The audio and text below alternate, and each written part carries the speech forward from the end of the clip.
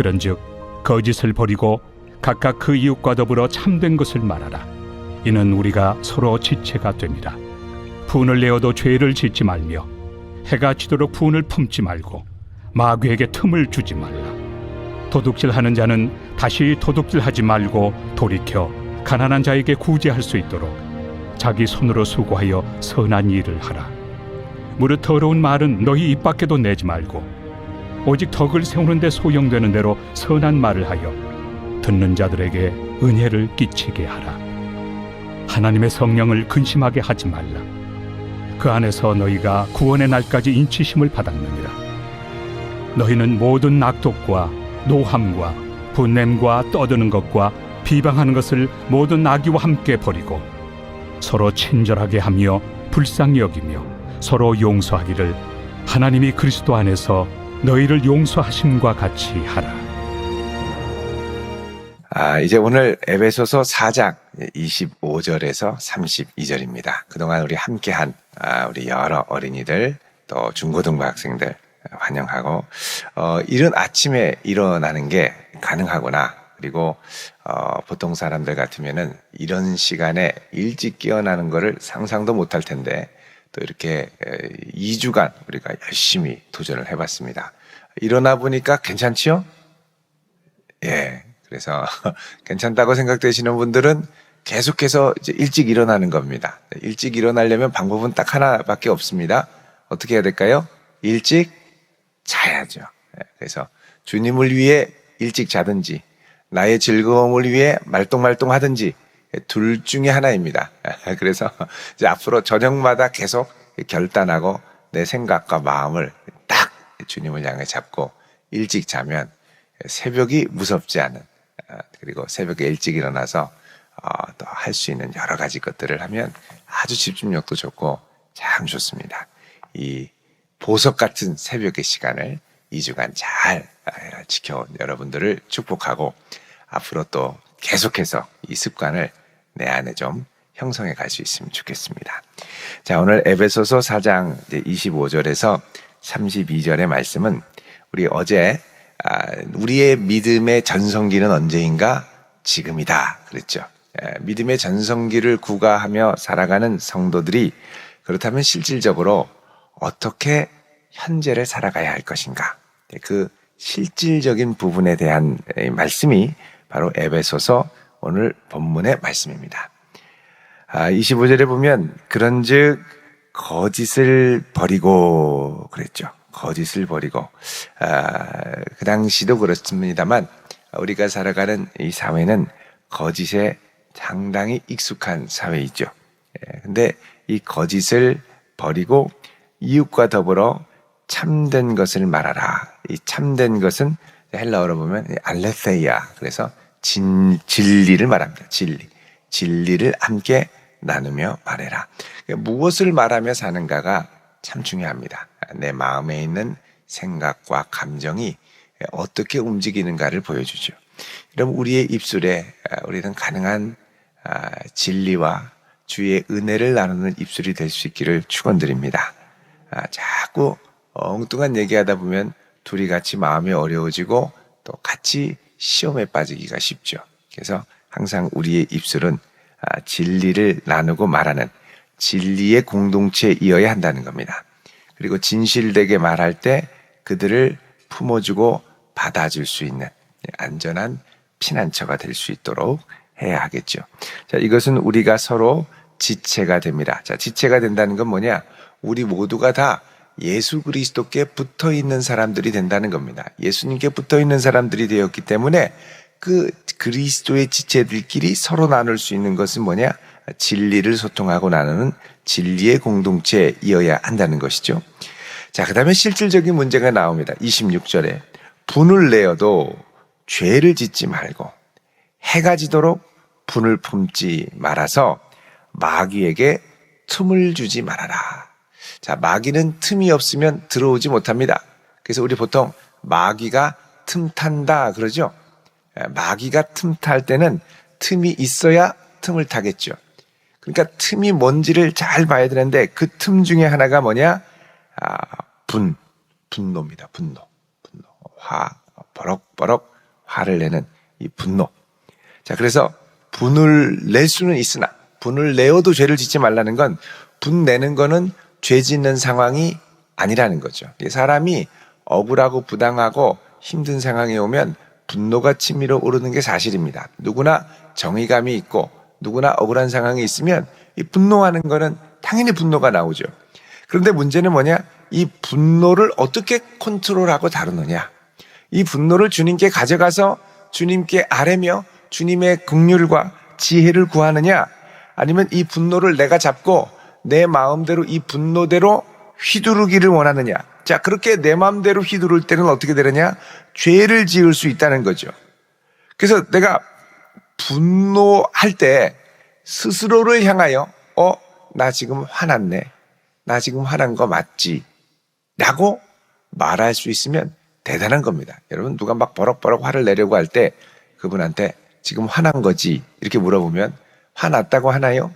대부분은 내가 뭐 화났다고 그래! 이러면서 화를 냅니다. 그러니까 스스로도 이게 흥분돼가지고 컨트롤이 안 되는데 지금 너 화난 거 맞아? 라고 그러면 하고 바로 이제 진정을 하죠. 그러니까는 이 정체를 알아야 됩니다. 내 안에 있는 이 마음의 감정의 정체가 뭔가를 딱 알아내고 그 다음에 뭐냐면 해가 지도록 분을 품지 말고. 자, 해가 지도록 분을 계속 품으면 어떻게 될까요? 분노를 주야로 묵상하게 됩니다. 분노를 주야로 묵상하게 되면 그게 내 마음과 생각을 꽉 잡고 사실 이 분노는요. 당하는 사람도 억울하지만 품는 사람이 더 힘듭니다. 이 힘든 분노 덩어리, 불덩어리를 내가 어떻게 마음에 계속 품고 하루 자고 이틀 자고 계속 품습니까? 품는 나도 지치고 마르게 되죠. 그래서 뭐라 그러냐면 해가 지도록 분을 품지 말아라. 자, 이 분을 해가 지도록 품을 때 뭐가 되기 쉽냐? 죄가 되기 쉽습니다. 여러분, 죄를 질 때 주기도문에 우리가 우리에게 지은 죄를 사해 준 것까지 이거 할 때 이 죄라는 말이 이 debt, 빚으로 이제 해석이 되어 있습니다. 빚. 여러분, 이게 분노가 죄가 될 때는 빚이 될 수 있고 성경에는 이 빚을 만약에 지게 되면 예를 들면 이 품삯, 이제 종의 품삯 같은 경우 또 겉옷 같은 경우 해가 지기 전에 되돌려 주어라 이렇게 얘기를 합니다. 우리 예를 들어서 신명기 24장 15절을 잠깐 보겠습니다. 신명기 24장 15절 우리 같이 읽어볼까요? 시작. 그 품삯을 당일에 주고 해진 후까지 미루지 말라. 이는 그가 가난함으로 그 품삯을 간절히 바람이라. 그가 너를 여호와께 호소하지 않게 하라. 그렇지 않으면 그것이 내게 죄가 될 것임이라. 아멘.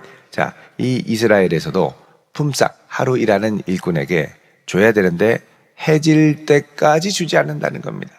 그러면 품삯을 받아서 빨리 가서 밥을 먹어야 되는데 밥을 못 먹죠. 그러니까 너무 힘들어요.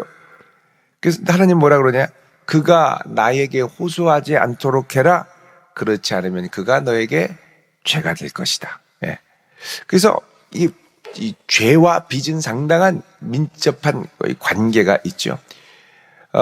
겉옷을 다루는 경우도 그렇습니다. 이 겉옷을 내가 이웃에게서 전당으로 잡아가지고 가지고 있으면 해지기 전에는 돌려줘야 된다고 얘기를 합니다. 그러니까 해지기 전에는 가능한 나의 이 막 일어났던 이 감정을 빨리 정리하고 가라앉히는 것이 필요하다는 것이죠. 그래서 해가 지도록 품지 말고 이게 계속 품으면 어떻게 된다고요? 누구에게 틈을 줍니까? 마귀에게 틈을 주는 겁니다. 그래서 마귀에게 틈이 보일 때가 언제냐? 내가 분노를 계속해서 품고 있을 때. 그래서 어떻게 하냐? 우리는 이것을 하나님께 가지고 가서 아뢰고 기도해야죠. 어떤 정말 멋진 믿음의 부부는요, 싸우기도 잘 싸우는데 정말 존경하고 배워야 될 것이 하나 있습니다. 막 소리를 지르고 싸우는데 해가 지면 여보, 해 졌어요? 알았어요. 그리고서는 잔다는 거예요. 그러니까 여러분 이 말씀이 이게 딱 박힌 거죠. 예. 해지면 그러니까 어떻게든 끝내야 된다는 걸 알고 이제 끝내는 거죠. 여러분 우리가 이 분노의 문제는 참 누구도 쉽게 컨트롤할 수가 없습니다. 이게 한번 확 불이 붙으면 이 불을 꺼뜨리는 게 너무너무 어려운 거죠. 근데 이게 계속 불 붙어 있으면 누구에게 틈을 주기 쉽냐면 마귀에게 틈을 주는데, 마귀는 어쩌면 그렇게 그 잠깐 벌어진 틈을 딱 타고 들어오는지 상당히 아주 전략적입니다. 기다렸다는 듯이 들어옵니다. 그래서 마귀에게는 틈을 주지 말아라. 28절에 도둑질하는 자는 다시 도둑질하지 말고 돌이켜 가난한 자에게 구제할 수 있도록 자기 손으로 수고하여 선한 일을 하라. 자, 도둑질하는 사람은 다른 사람의 것들을 슬쩍해서 가져가죠. 슬쩍해서 가져가는데 이제 이게 잘못된 것을 깨달으면 믿음의 공동체 안에서 이제는 어떻게 하느냐? 여기서 더 나아가 내 손으로 수고해서 일을 할 뿐만 아니라 가난한 자에게 구제할 수 있도록까지. 그러니까 이 목표가 내가 나쁜 짓 안 하고 끝으로 끝나는 게 아니라 여기서 더 나아가서 내가 선한 것을 해서 그에게 더 아름다운 혜택을 내 이웃에게 줄 수 있도록. 여러분 우리 자녀도 우리 자녀들이 열심히 자기의 미래를 개척하는 게 참 좋습니다만 어떻게든지 이것이 자기만 좋은 게 아니라 이웃을 이롭게 하고 더 나아가서 많은 사람들에게 좋은 영향을 끼칠 수 있는 그런 꿈. 그러니까 내가 잘 돼서 입신양명을 해서 행복한 게 아니라 내가 많은 이들에게 선한 영향력을 끼쳐서 행복한 그런 데까지 나아갈 수 있도록 계속해서 여러분 격려해 주시기를 바랍니다. 자, 그 다음에 29절에 무릇 더러운 말은 너희 입 밖에도 내지 말고. 이게 성도의 언어 생활의 기준이죠. 그리스도 안에서 새 사람을 입은 자들, 새 사람을 입은 새 인류, 그리스도께서 만드신 새 인류에게는 더러운 말을 입 밖에도 내지 말고. 여러분 이 이단들이 들어가면 아주 교묘하게 뒤에서 살살살살살 교회 불평불만을 얘기하면서 막 교회를 휘젓고 있습니다. 지금 몇몇 교회에서 연락이 오는 걸 보면 아주 가서 이제 조용히 뒤에서 막 이상하게 교역자들만 욕을 해요. 불평불만을 갖게. 이분은 이렇고 저분은 저렇고 담임 목사님은 어떻고 막 가는 데마다. 그래서 분란을 일으키려고 하는데 이거를 어떻게 하면 좋겠냐는 거예요. 일단은 성도들이 훈련이 돼야죠. 이런 말을 할 때는 그냥 그래. 어머나 세상에 우리 목사님에게 그런 게 있어. 그게 아니라 이상하다 싶으면 일단 딱 인상을 굳게 하고 대답을 하지 않는 거죠. 반응을 하지 않는 거죠. 자꾸 그러면 이런 말 여기서 하려고 하면 안 된다. 나에게 이런 말 할 거면 만나지 말자. 이렇게 이제 딱 단호하게 얘기를 해야 됩니다. 그래야 여기는 이런 말이 안 통하는구나. 그리고 입을 딱 다물죠. 안 그러면 동조를 하면 계속 여기저기를 들쑤시고 다니고 그러니까 교회가 막 점점 힘들어집니다. 그럼 나중에 어떻게 되냐면 파당이 나릅니다. 파당이.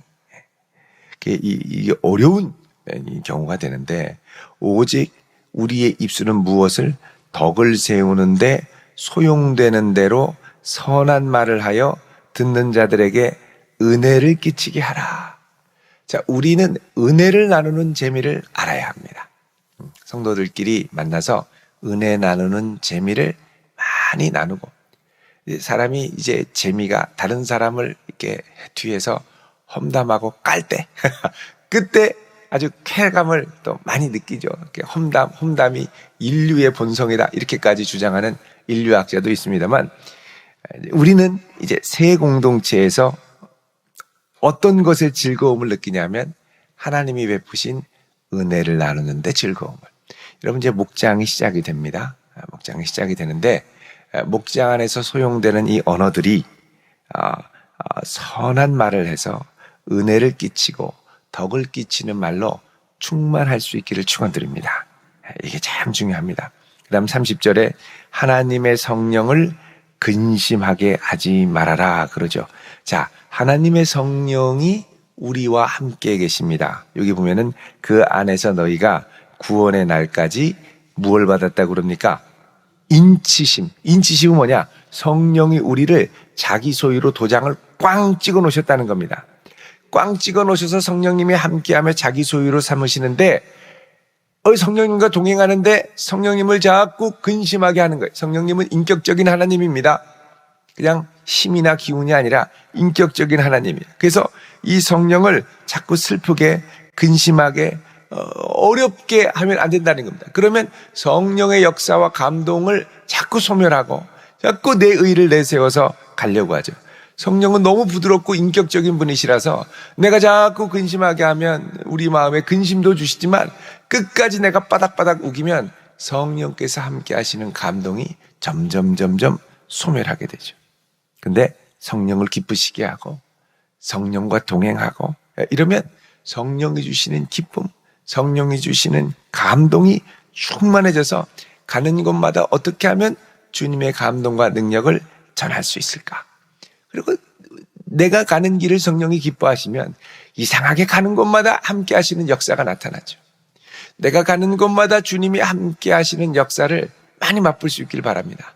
나는 그냥 말 한마디 던졌을 뿐인데 사람이 감동하고 정말 필요한 위로를 받고 이런 역사들이 일어나야 한다는 것이죠. 그래서 구원의 날까지 인치심을 받은 너희는 끝까지 성령을 근심하게 하지 말고 기쁘시게 하며 살아라 그럽니다. 자, 31절에 너희는 모든 악독과 노함과 분냄과 떠드는 것과 비방하는 것을 모든 악의와 함께 버리고. 자, 이것은 예수님의 몸에 전혀 어울리지 않는다는 것입니다. 악독함, 노함, 분냄, 떠드는 거, 비방하는 거 이게 다 내려놓고 그 다음에 서로 친절하게 여기고, 서로 친절하게 여기고 그 다음에 불쌍히 여기고. 여러분, 우리가 하나님 앞에 긍휼을 구해야 됩니다. 참 알고 보면 주님이 불쌍히 여겨주시지 않으면 이 자리에 설 수 없고 주 앞에 나올 수 없는 사람들이죠. 서로를 긍휼히 여기는 마음, 이게 참 중요합니다. 주님이 나를 긍휼히 여겨주셔야 내가 주 앞에 나오는 것처럼 나도 내 이웃을 긍휼히 여기는 겁니다. 긍휼히 여기지 않으면 어떻게 되는지 아십니까? 긍휼히 여기지 않으면 아주 기준을, 자기도 지키지 못할 기준을 들이대서 상대방을 정죄하는 거죠. 그러면 1만 달란트 빚진 종 이야기 있습니다. 나는 1만 달란트, 오늘날 하면 몇 천억을 빚을 졌어요. 사업을 해도 정말 통 크게 했는지 몇 천억을 다 말아먹었어요. 주인이 와서 갚아라 그러니까 아우 죄송합니다. 제발 싹 다 집안에 있는 것들을 털어가지고 다 가족까지 감옥에 갈 형편에 제발 불쌍히 여겨달라고 눈물로 주인한테 간절히 부탁했더니 주인이 아주 이 종과 그 가족을 긍휼히 여겨서 다 용서해 줬죠. 그러면은 너의 빚을 없는 걸로 하겠다. 얼마나 감사합니까? 너도 이제는 이런 큰 은혜와 긍휼을 입은 자로 살아라. 감사합니다.